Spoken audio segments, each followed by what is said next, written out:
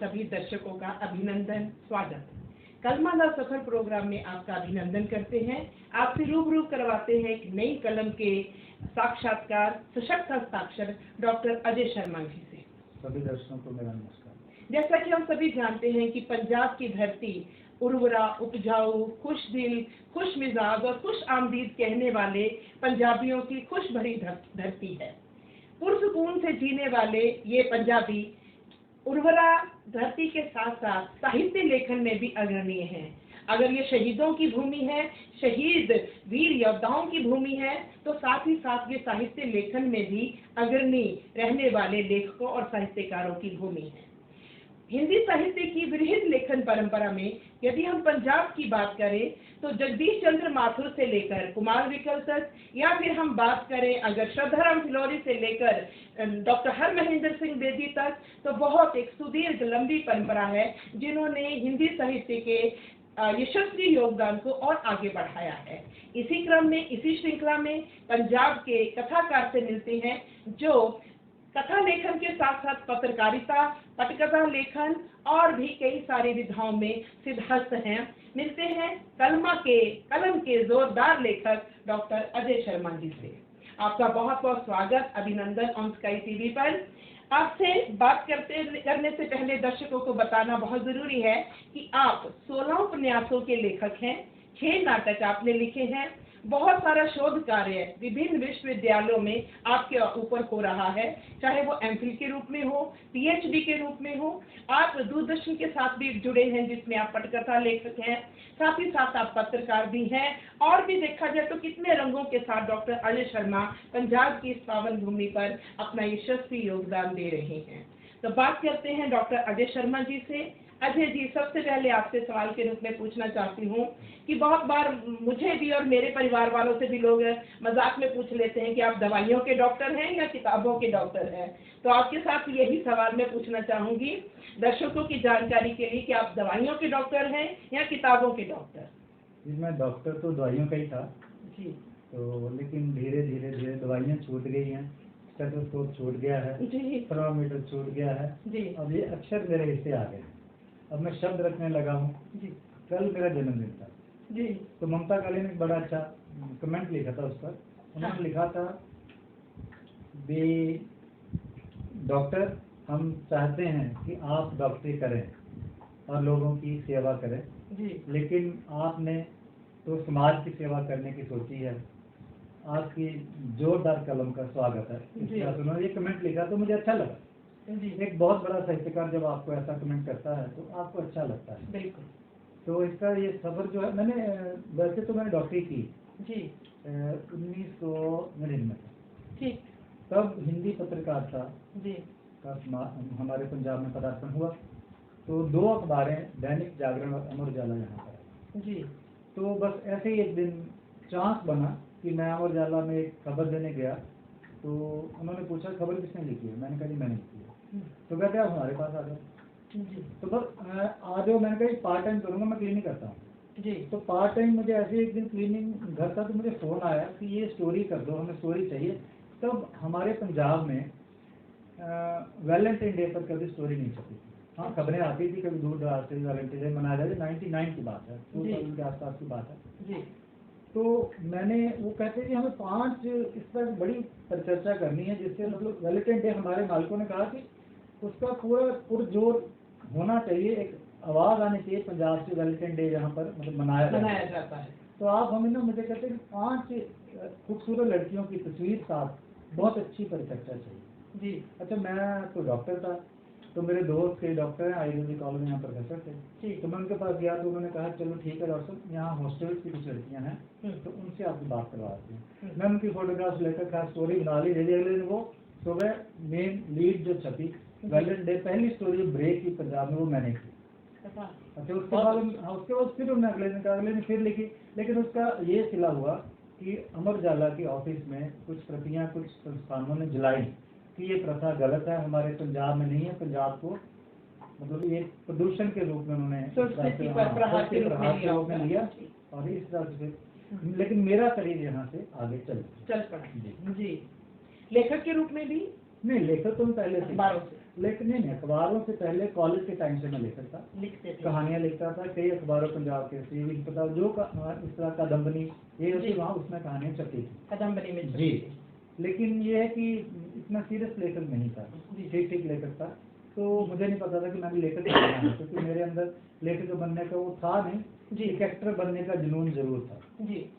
तो बस हुआ, बस हालात ऐसे आते गए, धीरे धीरे समय परिवर्तित होता गया। मुंबई जाने की एक आग थी, वो धीमे धीमे वो ठंडी पड़ती गई, और जो लेखक वाला जो पक्ष था वो आगे आता गया। और मैंने 2001 में पहला उपन्यास लिखा। तो इससे पहले 98 में एक मेरी कहानियों की किताब आई, पंजाबी में कहानियां भी लिखी मैंने, तो उसका नाम था लकीर देहात। उसका बड़ा स्वागत हुआ। पंजाब के कई जो मतलब जिसको कहते हैं ना चुनिंदा कहानी संग्रह, उनमें मेरी कहानी शामिल की गई। हाँ, एक जिनके चोले रखड़े गुरचरण पाजी ने किताब एडिट की थी, उसमें पहली कहानी मेरी जी, ठीक है। बस 2001 में जब मैं हिंदी अखबारों में आ गया तो मुझे लगा कि मेरी वो कंप्यूटर की कंपोजिंग आ गई, हिंदी में लिखना चाहिए ताकि मेरी बात दूर तक जा सके। मैं लिखता हिंदी में, लेकिन बात पंजाब की करता हूँ, बात पंजाबी की करता हूँ जी। मेरे नावलों में सब नावलों पंजाबी है जी, पंजाबी भाषा हिंदी है। बिल्कुल, मेरा मानना ये है कि जितनी भाषाएं आपके अंदर, उतने बंदे आपके अंदर, वो एक बंदा मेरे अंदर और जी। मैंने आपके जितने भी उपन्यास पढ़े हैं अजय जी, उसमें आप सही कह रहे हैं कि सिर्फ पंजाब और पंजाबियत की खुशबू समेटे हुए हैं वो सारे के सारे उपन्यास। आप कहानियां लिखी, आपने उपन्यास लिखे, पत्रकारिता की बात सुनाई आपने, अभी अभी आपने वो बम्बई वाली बात भी कही कि वो एक अभी आपने चिरकाल से सपना पाला हुआ था। वो ये सारी बातों के बीच में कौन सा ऐसा वो पक्ष है जो ज्यादा हाईलाइट होता है, ज्यादा आप प्रखर रूप धारण करके सामने आता है?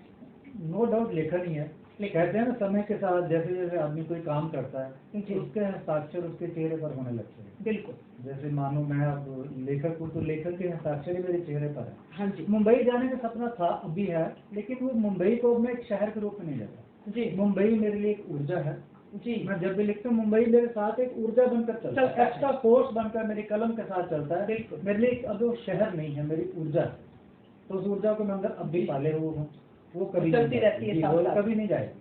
और लेखन ही प्रमुख है, आप लेखन ही प्रमुख है जी।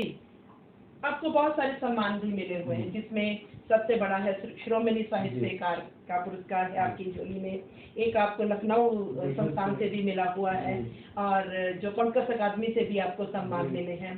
केंद्रीय हिंदी निदेशालय का कागज कलम ना लिखना में नाम गुरबाणी की तुक पर। हाँ जी, कागज जब जी कागज कलम लिखना तो मुझे उस पर 1 लाख का पुरस्कार मिला केंद्रीय हिंदी निदेशालय। मैं यही पूछना चाह रही थी कि ये पुरस्कार आपके लेखन को प्रोत्साहित करते हैं, कहीं बाधित तो नहीं करते? बाधित बिल्कुल नहीं करते। मुझे जितने भी पुरस्कार मिले, पुरस्कार के बाद मैंने और मतलब अच्छे ढंग से अपने आप को प्रेजेंट किया, अच्छे ढंग से और अच्छे उपन्यास लिखे, तो उम्मीदें बढ़ जाती हैं जी। उम्मीदें बढ़ जाती हैं, बिल्कुल। अपने आप देखो, मैं किसी से कंपटीशन नहीं करता, खुद से है कि ये उपन्यास ऐसा है तो अगले का सब्जेक्ट भी चेंज होना चाहिए, अगला उपन्यास से अच्छा भी होना चाहिए, अगला अच्छा है। और मैं अपने से मुकाबला करता हूँ, इसलिए मैं लगातार लिख रहा हूँ, हर साल मैं एक उपन्यास जरूर लिखता हूँ जी। सम्मान की भूमिका इतनी ज्यादा होती है कि कई बार उसके लिए हम तिकड़मबाजियां भी करते हैं या कुछ करते हैं, कि आपको लगता है ये सही सोच या उद्देश्य होना चाहिए लेखक का? देखिए, सम्मान की कोई भूमिका नहीं होती जी। सम्मान क्या होता है? सम्मान आज मिल गया, कितने का हो, चाहे वो आर्थिक रूप से हो या मोमेंटो के रूप में हो जी, आज मिलेगा जी, 2, 4, 6 महीने का वो धुंधले में पड़ जाएगा जी। जहाँ पहुँचेगी आप, रचना पहुँचेगी, आप रचना पहुँचेगी, आपकी बात होगी, रचना में दम है तो बात होगी, रचना में दम नहीं है तो बात कभी नहीं होगी। पुरस्कार चाहे आपको 10 लाख का मिला हो, रचना में दम होना चाहिए। अक्षर बोलेंगे, शब्द ब्रह्म है जी, ठीक है। शब्द गुरु फल सागर करिए, वाणी में लिखा हुआ है जी। अगर शब्द ब्रह्म है तो शब्दों की ही पूजा होती है जी, क्योंकि आपके पुरस्कारों को कोई नहीं पूछेगा, पुरस्कार तो आपके पास है, रचना किसी के पास जाएगी, मूल्यांकन उसने करना है, खुद का मूल्यांकन तो खड़ी करेंगे, लोग करेंगे। बिल्कुल सही। तो इसलिए पुरस्कारों की राजनीति तिकड़मबाजी होनी नहीं चाहिए, लोग पुरस्कारों के पीछे भागना नहीं चाहिए, जो सहज मिले उसको ले लेना, स्वीकार कर लेना चाहिए, लेकिन भागना नहीं चाहिए। मैं कभी जिंदगी में पुरस्कारों के पीछे भागा नहीं, आज तक नहीं भागा। बहुत अच्छा अजय जी, मैंने आपकी जो जब बायोडाटा पढ़ा है तो उसमें 16 उपन्यास हैं आपके जी। पहला उपन्यास था चेहरा और परछाई, और जो लास्ट में जिसके ऊपर हम परिचर्चा पे भी मिले थे, शंख और समंदर जी, शंख और समंदर। शंख में ही समंदर।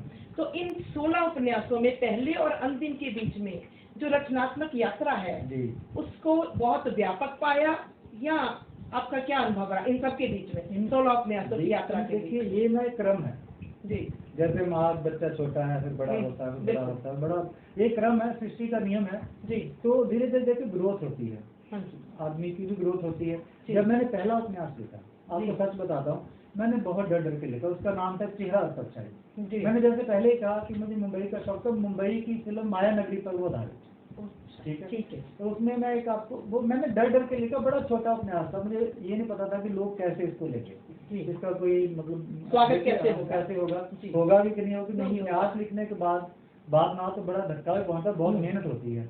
अच्छा, कहानी लिखी अच्छी नहीं है, आदमी कहता है और लिख लेंगे, कोई और लिख। अच्छा, मैंने बहुत डर डर के लिखा, आखिर में जो मैं मतलब आखिर और उसके आगे जाना चाहता, मैं नहीं जा पाया जी। मैं ये बताना चाहता हूँ कि वहाँ उसमें मैंने एक स्ट्रगलर दिखाया था जो यहाँ से म्यूजिशियन बनने मुंबई जाता है, ठीक, लेकिन वो म्यूजिशियन नहीं बन पाता है, नहीं बन पाता तो घंटी बजाता है, घंटी बजाता है, आने जाने वालों को आगाह भी करता है। तो वो घंटी जाकर ये लाइनें बोलता है, घंटी भी एक साज है, कभी हंसने की कभी रोने की आवाज है, ये गहरे दिल ही समझे हैं, ये गहरे दिल का राज है। तो उसको म्यूजिशियन तो नहीं बन पाता, लेकिन अब घंटी जब कहता मेरी स्थिति वो हो गई है जैसे मैं मतलब ना तो म्यूजिशियन बन सका, ना घर का रहा, ना घाट का, ऐसे लगता है जैसे मैं किसी किन्नरों के साथ ढोल की बजाने लग रहा। इस तरह की वो एक शुरुआती दौर था। अब शंख में समंदर आते आते इस बीच हमने इतने दौर देखे, हमने कोरोना का भयावह दौर भी देखा। उस दौर में जब आदमी आदमी से मिल नहीं सकता था, उस दौर में जब हम आपको हाथ लगाने से डरते, घर वाले भी डरते थे। अच्छा, मुझे कोरोना हुआ, मैं हॉस्पिटल रहा, अच्छा मैं बिल्कुल मौत से नहीं डरता, मैं हॉस्पिटल में रहकर अपने नोट्स लेता रहा, मोबाइल पर लिखता रहा, जब भी होता मैं सोफे पर बैठ जाता, लिखने लग जाते थे। और हुआ कि आकर मैं घर आया, आइसोलेशन में, सारे घर में कोरोना हुआ था, मैं मेरे घर कमरे में कंप्यूटर पड़ा था, मैं ठक ठक करने लगता तो मिसिंग कहती थी ये क्या कर रहे हैं आप जी, मैं कहता नहीं मुझे उपन्यास लिखना।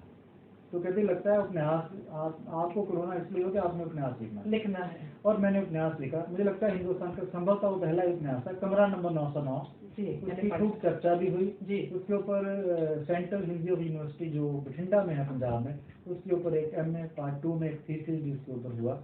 अच्छा, तो बस उसके बाद वो एक मतलब ऐसा मतलब बिना वो एक बड़ी चुनौती थी, क्योंकि आप किसी को मिल ही नहीं सकते, हॉस्पिटल के कमरे में करेक्टेड कहाँ से लाएंगे। तो इसने लेखक को भी सहारा दिया, बिल्कुल बहुत सहारा दिया, मैंने फिर उपन्यास पूरा किया। अच्छा, उसके बाद फिर सेकंड दौर आया, सेकंड दौर में कोरोना पर एक और उपन्यास लिखा, शंख में समंदर। इसमें कोरोना का मरीज नहीं है, लेकिन जो कोरोना के बाद स्थितियां पैदा हुई, सारे करेक्टर्स ऑनलाइन है, हर पात्र ऑनलाइन है जी, जो मैं करेक्टर है वो भी ऑनलाइन है, और ऑनलाइन ही उपन्यास खत्म हो जाता है। मैंने समर्थन में यही किया, उन रिश्तों के नाम, इंटरनेट के माध्यम से बने उन रिश्तों के नाम जिन्हें मैं कभी नहीं मिला, और सच में जो उसमें पात्र मैं उन्हें कभी नहीं मिला नहीं। तो ये भी एक क्रांति ही हुई, ये क्रांति मतलब उस दौर की, उसने हमें अपने आप से जुड़ना सिखाया। उसमें बहुत बड़ी चेंज है। पहले मैं सैर करने बाहर जाया करता था, स्पोर्ट्स कॉलेज जाता था, मेरे उपन्यासों में भी आया है, सड़क पर भी जाता है, लेकिन कोरोना के दौर में घर में ही सैर करनी शुरू कर दी, और मैं बिल्कुल वहाँ घर पे रहे, तो अब मैं घर में ही सैर करता हूँ। ये मतलब एक परिवर्तन आया। देखो, दोनों के दो पहलू होते हैं सिक्के के जी। अच्छा, आप अच्छी चीजें ले लो, बुराई छोड़ दो, बुरी है। आपने ऑनलाइन की बात की, हम तकनीक की जब बात करते हैं तो इस तकनीकी दौर ने पुस्तक संस्कृति को बड़ा आघात पहुंचाया है, हम दूर जा रहे हैं पुस्तक संस्कृति से। तो ऐसे में एक लेखक का, एक साहित्यकार का क्या दायित्व है? देखिए, पुस्तक संस्कृति को तकनीक ने दूर नहीं पहुंचाया, पुस्तक संस्कृति को सरकारें दूर पहुंचाती हैं जी, पुस्तक संस्कृति को पब्लिशर ने दूर पहुंचाया है जी, पुस्तक संस्कृति को जो वितरक है उन्होंने दूर पहुंचाया, क्योंकि पुस्तक हमारे तक पहुंचती नहीं है जी। किताबें छपती कितनी है जी, आप पब्लिशर से पूछ कर देख लो, जितनी लेखक ने लेनी उतनी छापता है जी। उसके कहते हैं जहाँ लाइब्रेरी में जाती है किताबें, जो लाइब्रेरी में जाती है 100 रुपए किताब 500 रुपए की होती है, 500 किताब लोग कहते हैं किताब महंगी, मैं फिर भी कहता हूँ किताब 500 की महंगी नहीं, क्योंकि 4 की बोतल लोग 1000 की पीते हैं, 2000 की पीते हैं। अगर आपका शौक है तो आप किताब पढ़ लेंगे, पुस्तक पर। हाँ बिल्कुल, पुस्तक, अगर आप पुस्तक संस्कृति की बात करते हैं तो पुस्तक संस्कृति को बढ़ावा सरकारें दे सकती हैं जी। देखो, अब हमारा पंजाब है, पंजाब में उर्दू अकादमी है जी, पंजाब में पंजाबी अकादमी है, लेकिन हिंदी अकादमी नहीं है। अब आज़ाद हुए कितने साल हो गए, उधर हम आज़ादी का अमृत महोत्सव मना रहे हैं। बिल्कुल। अभी तक चलिए वो दूसरे मुद्दे हैं, लेकिन चलिए एक हिंदी अकादमी की पुरजोर मांग भी पंजाब में होनी चाहिए। सरकार को चाहिए कि हिंदी अकादमी खोले। हिंदी के बहुत लेखक जो मेन स्ट्रीम में पंजाब से गए हैं, चाहे वो कृष्णा सोपती हो जी, चाहे वो रविंद्र कालिया हो जी, चाहे वो यशपाल हो, चाहे वो निर्मल वर्मा हो जी, चाहे वो नरेंद्र मोहन हो, महीप सिंह हो, जगदीश चंद्र हो, कोई लालू श्रद्धा फिलौरी बिल्कुल, जिन्होंने पहला उपन्यास भाग्यवती लिखा, जिन्होंने ओम जय जगदीश आरती लिखी, पूरी दुनिया में गाई जाती जी। और पंजाब की धरती पर ही गीता के श्लोक गूंजे कुरुक्षेत्र। हाँ, बिल्कुल। हाँ बिल्कुल। और पाणिनि ने जो ग्रंथ लिखा तो पंजाब की धरती पर लिखा, पंजाब की धरती पर लिखी। गुरु गोविंद सिंह के दरबार में 52 कवि थे और वो संस्कृत से हिंदी अनुवाद किया। बिल्कुल। तो पढ़ने वालों की कमी नहीं है ना, बिल्कुल ये कहना था, पढ़ने वालों की कोई कमी नहीं है। हम जैसे लोग कहीं से पुस्तक लेकर खरीद कर पढ़ते हैं, मैं बिल्कुल खरीद कर पढ़ता हूँ पुस्तक, चाहे 1000 रुपए की हो, मैं खरीदता हूँ, जरूर खरीदता हूँ। लिखना कितनी साधना मांगता है, लिखना बहुत साधना, एक निरंतरता चलती जाती, बहुत साधना मांगता है। तो लिखने में आप देखो, कहानी लिखनी बहुत आसान है जी, उपन्यास लिखना बहुत मुश्किल है। उपन्यास में ये है कि आपको सारे पात्र उसी टेम्परामेंट के लेने पड़ेंगे जैसा आपका नॉवल है, और सारे पात्रों का मनोविज्ञान, सारे पात्रों को एक ही एक्सेल पर घूमना है। ये नहीं है कि वो पात्र कहीं और जा रहा है, वो दाएं जा रहा है, वो बाएं जा रहा है। तो ये रशिया का लेखक था, उसने कहा था अगर कील भी किसी चीज में आपके उपन्यास में या नाटक में कहीं भी लगी हुई है ना, वो भी चुभती है अगर उसका कोई इस्तेमाल नहीं किया गया। तो मतलब ये बहुत मुश्किल है जी। तो क्योंकि आपको एक उस जगह तक भी लेके जाना कि वह एक पॉजिटिव का संदेश, मैं नहीं मानता कि साहित्य से कोई दुनिया बदलती है, साहित्य कोई क्रांतियां ले आता, कुछ नहीं होता। अगर क्रांति ले आता तो यूएसएसआर के कुछ नहीं ना होते। आज जो यूएसएसआर के नक्शे पर ही नहीं है जी, ठीक है। तो इसलिए कोई साहित्य क्रांति नहीं लाता, लेकिन एक दिशा और दशा जो पड़ता है उसको जरूर मिलती है, क्योंकि साहित्य अपने आप से जुड़ने का नाम है, ना कि बाहर जुड़ने का नाम है। जो अंतर्मन की छटपटाहट है, जब हम उसको साहित्य में व्यक्त करते हैं, बिल्कुल, आप उसको कथा में करें, कहानी में करें, उपन्यास में करें, फिर नाटक साहित्य कैसे डिफरेंट हो जाता है, अलग हो जाता है। देखो जो उपन्यास है ना जी, उपन्यास देखिए मैं बताता हूँ आपको। सबसे पहले जो ये परंपरा है ना, जो बहुत पहले चली, जब जो क्रिश्चियन थे ना, जो वहाँ के जिसको पोप बोलते हैं कि पोप लोग ना अपने शुरुआत इन्होंने की, भी कोई कहानी सुनाएगा तो ऐसे होगा। फिर धीरे धीरे उन्होंने कहा नहीं, कहानी बाहर सुनाई जाए, बाहर सुनानी शुरू हुई। फिर उन्होंने कहा नहीं ऐसे नहीं होना चाहिए, थोड़ा इसको और एक्सपेंशन मिलनी चाहिए। तो उन्हीं के लोग नाटक करते हैं। धीरे धीरे ये मंचों पर बात आगे भी, कहानी जो है ऐसे कुछ लोग देख पाते हैं, कुछ लोग सुन पाते हैं, कुछ नहीं। इसको मंच पर लेकर आना चाहिए जी, ताकि बहुत सारे लोग इसको समूह देख सके। समूह को देखने के लिए हमारे पास हमें मंच की जरूरत पड़ती है, ताकि समूह बैठकर देख सके। आप उपन्यास पढ़ेंगे या कहानी पढ़ेंगे, नाटक एक बंदा अकेले, अगर कोई खेलेगा तो बहुत सारे लोग उसको देखेंगे। तो उपन्यास वैसे भी कहने की बात है, जो नाटक है विधा तो है, पहले लिखी जाएगी। वो नाटक जो है वो खेलने की विधा है, वो एक मतलब एक मंच मांगती है जी। ये अंतर है। लेकिन फलक का अंतर पड़ता है, नहीं फलक भावना का अंतर पड़ता है, नहीं भावना, हाँ भावना का अंतर ये है, मैं बता, दोनों में अंतर, बेसिक अंतर ये है। जो उपन्यास है, उपन्यास में हम अपने मनोविज्ञान को कैरेक्टर्स के साथ बिल्ड करते हैं जी, उसका पूरा परिवेश उसके साथ आता है जी। जो नाटक है उसमें डायलॉग्स होने चाहिए, उसके साथ डायलॉग चाहिए बस, क्योंकि परिवेश नहीं आता, क्यों श्रोता को जोड़ सकते, परिवेश नहीं आता। नाटक का कोई स्टार्ट नहीं होता, नाटक का कोई मध्य नहीं होता, नाटक का कोई अंत नहीं होता। तो उपन्यास का या कहानी का इसका स्टार्ट भी होता है, एंड एक टेंशन क्रिएट होती है, धीरे धीरे ऐसे जाती है, फिर ऐसे खत्म भी होती है। मतलब नाटक में ऐसा कुछ नहीं होता। नाटक तो पहली लाइन से दर्शकों की बात लेना चाहते हैं, वो सफल नाटक होता है। चाहे आप बलवंत गार्गी का लोहापुट ले लो, चाहे मोहन के कादे ले लो, मेरे दो पसंदीदा नाटक है, दोनों की बात जरूर करता हूँ। बिल्कुल, मेरे भी यही पसंदीदा है, क्योंकि जब नाटकों की बात आती है, खास करके पंजाब के लेखकों में हम मोहन राकेश को भी गिनते हैं, क्योंकि उन्होंने बहुत समय पंजाब में बिताया, तो उनके नाटकों को मील का पत्थर, तीन ही नाटक है ना, मेरे को 3 मार्के हैं, लहरों के आधे। ऐसी कौन सी चीज है जो बड़ी तसल्ली देती है, मन को तो सुकून देती है? लिखना, सम्मान अवार्ड मिलना, या फिर एक होता है कौन सी चीज है जो लेखक को लेखक बनाए रखती है?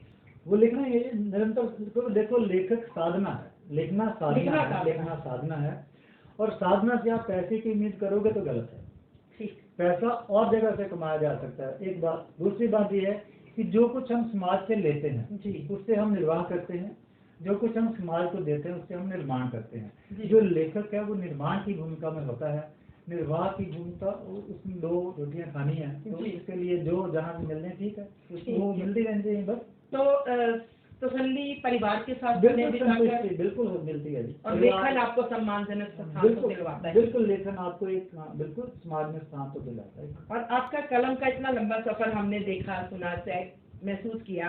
आजकल अब क्या लिख रहे हैं, नया क्या लिख रहे हैं? मैं आजकल एक नए उपन्यास पर काम कर रहा हूँ। वैसे वो उपन्यास है, इस पर है यूक्रेन और रूस की, रशिया यूक्रेन के युद्ध पर। बिल्कुल। क्या नाम सोच लिया आपने? नाम सोचा है फिलहाल, जो नाम है उसका नाम है खारकीव का शोक द्वीप। अच्छा। या फिर खारकीव के खंडर, वो उस शहर का नाम है जो खंडर बना। जी, वो शहर का नाम है जो खंडर बन गया। आपकी जो 16 के 16 उपन्यासों पर एक दृष्टि डालें तो बिल्कुल विविधता है उनके विषय चुनाव में, आपस में नहीं मिलते। नहीं, एक बात। दूसरी बात है, मेरे किसी उपन्यास में हीरो हीरोइन नहीं, एक नायिका नहीं है जो शुरू से चलते हैं तक जाते हैं। परिस्थितियां ही नायक बनती हैं, परिस्थितियां ही नायिका बनती हैं। अगर उसमें कोई छोटा सा कैरेक्टर भी आता है ना, वो पूर्ण वेग के साथ आता है, अपना पूरा मनोविज्ञान लेकर आता है, पूरा उसमें मतलब परिस्थितियां लेकर आता है, इसलिए वही नायक बन जाता है। जब उसको पढ़ते हैं आगे चलते हैं, जो परिस्थितियां जो आता है वही नायक बन जाता है, ऐसे नायिका बन जाती है। एक पर्टिकुलर मैं उसको लेकर लिखते किस तरह मुड़ जाऊंगा मुझे खुद नहीं पता होता, क्योंकि वो वेगात्मक चीजें निकलती हैं जी। तो जो पात्र या हम उद्देश्य चुनते हैं वो हमारे आसपास की घटित घटनाएं ही हमें, मुझे लगता है, वो नहीं करती हैं, चाहे वो समाज के स्तर पर हो, चाहे वो राष्ट्र के स्तर पर। बिल्कुल। जाते जाते एक सवाल अंतिम रूप में पूछना चाहूंगी, समाज के लिए, युवा वर्ग के लिए कोई संदेश ये कि युवा वर्ग को पढ़ना चाहिए। पढ़ने की ना तो कि अच्छा लेखक बन सकता है, ना वो अच्छा एक्टर बनना, अगर आपकी प्रोनाउंसिएशन सही नहीं तो अच्छा एक्टर भी नहीं बन सकता जी। उसकी मॉड्यूलेशन ऑफ वॉइस भी अच्छी नहीं होगी, उसका मतलब उसको कोरस अच्छे से ढंग से करना नहीं आएगा। बिल्कुल, अगर आप कुछ भी करना चाहते हो तो पढ़ना बहुत जरूरी है। अगर आप पढ़ते हैं तो अपने आप से जुड़ते हैं, अपने आप से जुड़ेंगे तो ही समाज आपको देखेगा, नहीं तो नहीं देखेगा जी। हमारे दर्शकों के अभी हमने सारा डॉक्टर अजय शर्मा की जो एक लंबी साहित्यिक यात्रा महसूस की है, उपन्यासों से शुरू करके हम पहुंचे हैं नाटक तक, पत्रकारिता से लेकर पटकथा तक, हमने इनकी सारी यात्रा को देखा, सुना और समझा। इन्होंने युवा पीढ़ी को भी संदेश दिया कि पढ़ने के बिना हमारा कोई जीवन नहीं है। तो डॉक्टर अजय शर्मा जी, आपका स्टूडियो पर आने पर ऑन स्काई दर्शकों के सामने अपनी कलम की यात्रा बताने पर बहुत बहुत धन्यवाद सभी का। ਤੁਸੀਂ ਬਣੇ ਰਹੋ ਹਰ ਤਾਜ਼ਾ ਅਪਡੇਟ ਦੇ ਲਈ ਔਨ ਸਕਾਈ ਟੀਵੀ ਦੇ ਨਾਲ।